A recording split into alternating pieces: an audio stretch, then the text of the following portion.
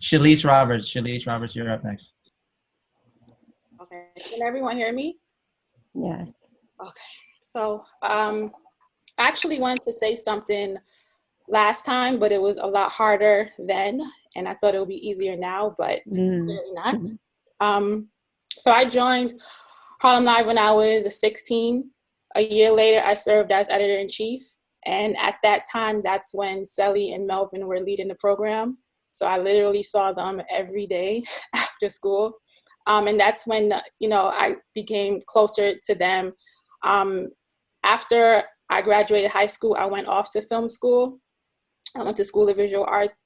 And even after then, Melvin served as a mentor and pretty much as a consultant whenever I had to do whatever video project or whatever, project I had to do. I somehow always found myself going to Melvin for him to, hear my ideas or read my scripts, watch my short films.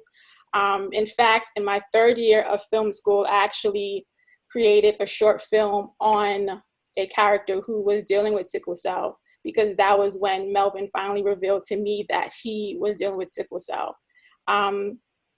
Unfortunately, I don't have that short film anymore because my hard drive broke down, which I know Melvin would laugh at, but I definitely dedicated that project to him just from hearing his story and seeing someone so strong and knowing that they're going through, such a hard disease to have. I felt inspired to create a short film dedicated to him. After I graduated from film school, I still continued my film career. And Melvin also was continuing his film career. So we found ourselves, going to each other whenever we need equipment. If he needed a lens, he came to me. If I needed a light, I went to him. And he just always remained a mentor for me, even after I graduated from school and was continuing my film career. We always kept in touch. And I think it says a lot that Melvin clearly kept in touch with a lot of people. Melvin was a talker, he was a lover, he was a brother and friend to everyone. And I don't think that there was anyone that he didn't keep in touch with or anyone who he didn't want to keep in touch with. When he was in Houston, he kept in touch with me and told me everything that was going on there. When he came back, when he had projects that he was collaborating on with people, he called me to come in if it was for me to be a PA or do lighting or whatever it is. We were always somehow in contact. A couple of years ago, I was actually walking to the store in my neighborhood and I saw Melvin doing his laundry. And that same very day, me, him, and Ina hooked up and we started talking about, some film projects to work on. One specifically was a documentary on sickle cell. So we always, spoke and discussed just the ups and downs of film career and video production and, how tough it was, but we still managed to continue on.